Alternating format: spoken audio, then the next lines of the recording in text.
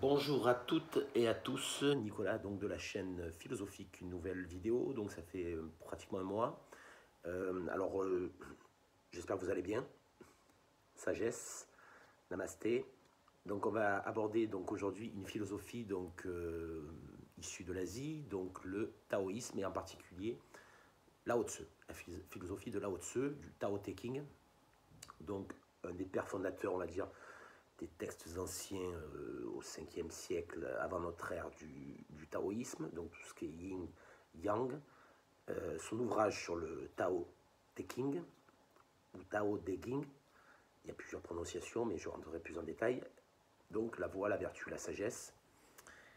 Vous pouvez donc dès à présent vous abonner à ma chaîne philosophique ou activer les notifications, mettre des j'aime, mettre des commentaires, etc. etc. Alors, on va commencer par présenter donc Lao Tzu, même si on ne sait pas exactement si les sources sont toutes fiables, mais on va essayer d'affirmer sans être certain. Voilà. Alors, Lao Tzu, donc, c'est un des plus grands philosophes antérieurs à Confucius. Ils sont certainement connus et ils se sont rencontrés. Donc, le vieux maître savait que le silence est sagesse. Et il vécut jusqu'à un âge très avancé. Donc, on est encore un peu très incertain sur cet âge, mais a priori, 87 ans, jusqu'à 87 ans, ce qui était pas mal pour l'époque. Alors, en ce qui concerne le sens, donc, Lao Tzu, les significations, les acceptions, elles sont quand même incertaines, mais on peut parler de vieux maître ou de vieil enfant. Donc, le terme qui revient souvent, c'est le vieux maître. Alors, Lao Tzu, il est écœuré par la bassesse des politiciens et las de ses fonctions de conservateur de la bibliothèque royale des Shu. Donc il se résolut un jour à quitter la Chine et se retirer à un coin de campagne isolé et lointain. Comme il atteignait la frontière, le gardien Yin Su lui dit « Puisque tu te retires à la campagne, écris donc moi un livre. » Le grand maître lui dit « Mais sur quoi ?» Et là, le vieux maître se mit à réfléchir, et se mit au travail, écrivit un ouvrage de plus de 500 000 mots en deux parties, donc le Tao et le Te. Donc là, je prononce de manière occidentale. Puis il disparut et nul ne sait où il mourut. Alors son ouvrage, personne ne peut dire avec exactitude s'il lui est attribué. Tous les spécialistes, donc les sinophiles, sont néanmoins unanimes à considérer que le Tao Te Ching ou Tao Te Ching est le livre de la route et de la vertu, donc en référence au titre La Voie, la Vertu. Voie, V-O-I-E. Et considère donc comme le texte fondateur le plus important de la philosophie taoïste. Alors, comme je l'ai dit un peu plus haut, le Tao signifie la voie. C'est parfois la voie de la nature, ce qui nous entoure. C'est parfois la voie taoïste de la sagesse. Donc on retrouve ici cette notion dans la philosophie de l'Antiquité, avec cette notion de sagesse, mais qui est toutefois différente de celle de Socrate, de Platon, d'Aristote, de Démocrite, mais il y a quand même des ressemblances. On pourrait même hypothétiser sur le fait qu'ils auraient peut-être pu se rencontrer de par des contrées assez lointaines, ce qui est fort probable, mais pourquoi pas. Socrate ou ces philosophes, Aristote et même Platon ont bien rencontré, certains a priori sont allés en Inde et ont rencontré ces philosophes gymnosophistes. Et bon, ça c'est un autre sujet. Alors en principe, pour en revenir au taoïsme, c'est une philosophie de la vie, une philosophie pratique, un petit peu comme le stoïcisme. Donc c'est une manière aussi d'accepter ce qui vient de l'extérieur, de la nature, le tragique. Là, je reprends une philosophie taoïste. Donc c'est une manière de penser ou de se refuser à penser. Alors pour citer le vieux maître, les gens vraiment expérimentés ne discutent pas, les discuteurs ne sont pas vraiment expérimentés. On est un petit peu dans les syllogismes aristotéliens, platoniciens. Sachant que ce sont des traductions, donc il faut quand même être bienveillant et ne pas affirmer tous les textes, toutes les recherches, parce que ça remonte quand même à plus de 2400 ans, 2500 ans à peu près. Alors le taoïsme, donc, vous connaissez ce concept ou cette notion de yin et de yang. Donc, moi, je vais donner un petit peu ma définition personnelle parce que j'avais lu, j'avais un petit peu étudié à l'époque le yin et le yang, sans forcément l'intégrer dans le taoïsme. Alors, le yin, c'est plus le côté féminin et le yang, le côté masculin. Voilà. Alors moi, si je me mets comme ça, que je me protège, le dos, la carapace que je vais revêtir de manière virtuelle, ça va être le yang. On se protège comme ça. Et l'intérieur, ça serait plutôt le yin. Donc tout ce qui est viscéral, tout ce qu'il faut protéger, le cœur, le foie, la rate. Donc ça, c'était une petite digression. Il y a aussi la diététique du Tao. C'est un livre que j'avais lu il y a une dizaine d'années. Et ce qui est intéressant, c'est qu'il y avait des aliments qui étaient plutôt yin ou plutôt yang. La viande rouge est plutôt yang, de par sa chaleur, de par sa couleur. Le poulet, le blanc de dinde est plutôt yin. Mais si on cuisine une viande blanche, une viande yin, on peut, avec une sauce un peu pimentée, on peut la faire devenir yang. Donc yin et yang sont interdépendants. Voilà, d'où le symbole du yin et du yang, donc que vous connaissez très bien, en noir et blanc. Voilà. Et après, on peut aussi rentrer dans la philosophie du tai chi, du qigong, du kung fu aussi. Donc, petite digression aussi, le kung fu, donc on représente souvent par rapport à l'art martial en lui-même. Mais avant tout, c'est progresser, c'est travailler, c'est persévérer. On peut faire du kung fu en faisant de la cuisine ou en faisant de l'art. Voilà, c'était une petite parenthèse pour un petit peu remettre dans le contexte. D'où une philosophie pratique, quoi. Alors, pour revenir au yin et yang, ça veut dire littéralement la voie de Tao. La voie, le Tao, donc, a pour objectif une mystique quiétude, une éthique libertaire, le sens des équilibres relatifs au yin et au yang, poursuivi donc par la médecine chinoise, donc avec ses 5 piliers. Il y a l'acupuncture, il y a la pharmacopée, etc., etc. Je ne vais pas entrer dans les détails. Et un naturalisme visible dans la calligraphie et dans l'art. Donc il y a aussi cette notion de bien, de beau et de sublime et de vrai qu'on peut retrouver chez Platon et chez Aristote, donc dans la philosophie grecque. Alors l'école taoïste fait référence aussi à Chuang Tzu. Donc Chuang Tzu, c'est celui qui avait,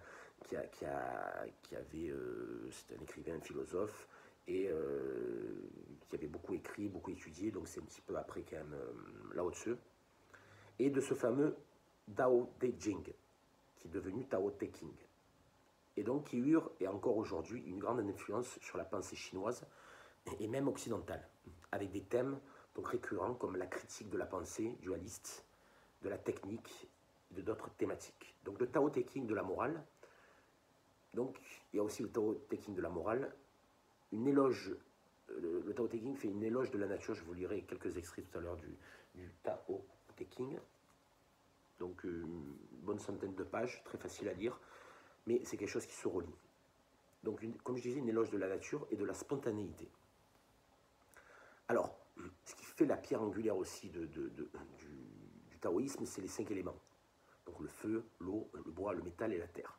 Donc c'est un concept très important dans la cosmologie chinoise traditionnelle. Donc durant la période des royaumes combattants, qui se situe à peu près au 5e et 3e siècle avant Jésus-Christ. Donc pour revenir, donc, il y a cette notion de yin et de yang avec la notion de qi ou de chi, donc qui est l'énergie, le qigong et d'autres arts martiaux ou d'autres disciplines. Donc on peut distinguer 2 cycles. Donc il y a l'engendrement et la domination, avec, si on reprend ces 5 éléments, ou cycle de génération ou d'engendrement. Donc par exemple, le métal peut être fondu par une forte température et devient liquide, ce qui donne de l'eau. Ensuite, l'eau arrose et fait pousser les arbres, ce qui donne du bois. Le bois peut être allumé et produit du feu. Ensuite, le feu peut brûler les végétaux qui deviennent de la cendre, une sorte de terre, d'humus. La terre contient des minéraux qui est source du métal. Donc là, on était dans le cycle d'engendrement. Ensuite, le cycle de domination ou de destruction. Donc c'est vrai qu'on peut le voir dans la nature, mais chez les êtres humains aussi. Donc le métal, donc là on parle en vert, peut trancher le bois. Le bois peut puiser la terre. La terre peut absorber l'eau. L'eau peut éteindre le feu peut faire fondre le métal. Donc ce qui est intéressant, c'est que si le dominant est faible et le dominé est fort, alors il y a une relation d'outrage. L'élément qui doit tenir le rôle de dominant se fait dominer par l'élément qui doit tenir le rôle de dominer. Donc c'est la notion de yin et de yang. Alors maintenant je vais revenir sur le fameux Lao Tzu et sa philosophie. Donc le vieux maître distingue nettement entre la nature et la civilisation, que le fera plus tard Jean-Jacques Rousseau dans ce musée des échos que nous appelons la pensée moderne. La nature et l'activité naturelle. Donc là, ça me fait référence aussi à une vidéo que j'avais faite sur Lucrèce des Rerum Natura, de la nature des choses. Donc un penseur, un philosophe du 1er siècle après notre ère, plutôt matérialiste, atomiste, et ça fait référence aussi à Spinoza, donc entre autres l'éthique et d'autres de ses œuvres, avec cette philosophie à la fois rationaliste et matérialiste et panthéiste. Donc il disait Deus sive natura, Dieu ou la nature, ou Dieu et la nature. Donc c'est intéressant de faire des liens avec le taoïsme aussi. Et donc c'est aussi le cours silencieux des événements traditionnels, l'ordre majestueux des saisons et du ciel. Donc il y a cette récurrence des saisons, un petit peu l'éternel retour de Frédéric Nietzsche. Pardon. Donc c'est le Tao ou la voie attestée et personnifiée dans chaque ruisseau, dans chaque pierre, dans chaque étoile. Donc ça me fait un petit peu penser un petit peu à la philosophie leibnizienne, donc où il parlait d'antélétie première. Aussi, on peut voir aussi dans une vidéo que j'ai fait sur Sun Tzu et l'art de la guerre. Donc, Sun Tzu, c'est un auteur du 4e siècle avant notre ère. Et il utilisait fortement dans ses stratégies et sa pensée le taoïsme et cette notion de yin et de yang avec les 5 éléments que j'ai mentionnés plus haut, que j'ai décrits avec l'engendrement, la domination, etc. etc. Donc c'est aussi cette impersonnelle et pourtant traditionnelle loi des choses à laquelle les hommes doivent conformer leur conduite s'ils désirent vraiment vivre dans la sagesse et dans la paix. Donc peut-être que Lao Tzu est un précurseur de l'écologie. Donc juste pour revenir sur l'étymologie de écologie, ça vient du grec eikos, logos, le discours, la science. Et eikos, c'est le domicile, le lieu, l'âtre, le foyer. Donc il y a cette notion d'écosystème aussi. Et que tout est contrôlé par, tout est interdépendant aussi. Voilà. Alors cette loi des choses est le Tao, ou voie de l'univers, de même que la loi de la conduite est le Tao, ou la voie de la vie. En réalité, Lao Tzu pense que les deux Tao n'en font qu'un, et la vie humaine, dans son rythme essentiel, n'est qu'une portion du rythme du monde. Donc, vous pourrez parler de notion de microcosme. Dans ce Tao cosmique ou loi de l'univers, toutes les lois de nature s'unissent pour former la substance à la manière de Spinoza. Donc là, on est dans un contexte matérialiste, un concept matérialiste. Toutes les formes et variétés naturelles y trouvent la place qui leur convient et toutes les diversités et toutes les contradictions apparentes s'y confondent. C'est l'absolu où tous les éléments individuels se réduisent à l'unité hegelienne. On pourrait voir aussi ma vidéo sur Husserl. Je n'ai pas encore fait de vidéo sur Hegel en ce qui concerne la phénoménologie. Donc on observe les phénomènes. On observe dans le lien de causalité la conséquence qu'on observe et on va en déduire une cause à partir de ça. Ou le principe de raison suffisante chez Leibniz ou chez Schopenhauer. Alors, jadis, Lao Tzu disait « Tout dans la nature travaille en silence. Les choses naissent et ne possèdent rien. Elles accomplissent leurs besognes dans l'apaisement. Après qu'elles ont atteint leur épanouissement, chacune retourne à son origine.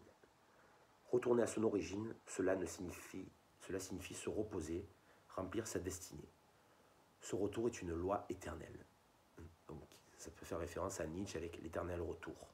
Et pour finir, connaître cette loi, c'est être sage.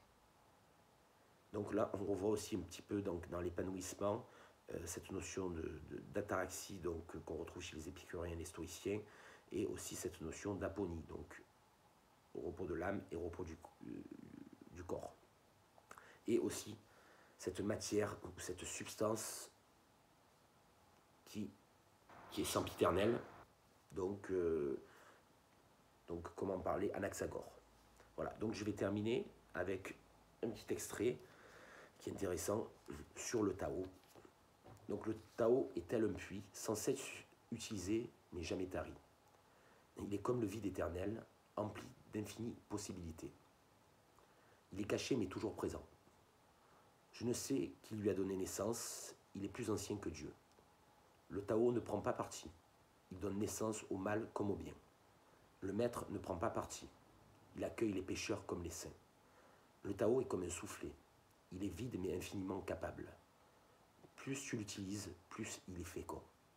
Plus tu en parles, moins tu le comprends. Reste ancré au centre. Voilà, ça c'était une partie du Tao Te Ching, donc avec beaucoup de spiritualité. Et cette dichotomie qui est à la fois pas une dichotomie, parce que on est dans une vision manichéenne, on va dire, le bien, le mal, le laid, le beau, le noir, le blanc, et cette philosophie tend à unifier justement, à rendre interdépendants les opposés. Donc on est peut-être dans une philosophie bien plus subtile que celle que Aristote pouvait décrire, donc, par exemple l'éthique à Nicomaque ou dans De l'âme. Et là, on a l'impression qu'il y a vraiment plus une subtilité dans la philosophie et pas dans cette pensée occidentale qui tend à opposer le bien et le mal. Là, c'est une philosophie qui permet de regrouper tout. Voilà, je vous remercie de m'avoir écouté. Donc vous pouvez vous abonner, activer les notifications et prochainement je ferai une vidéo sur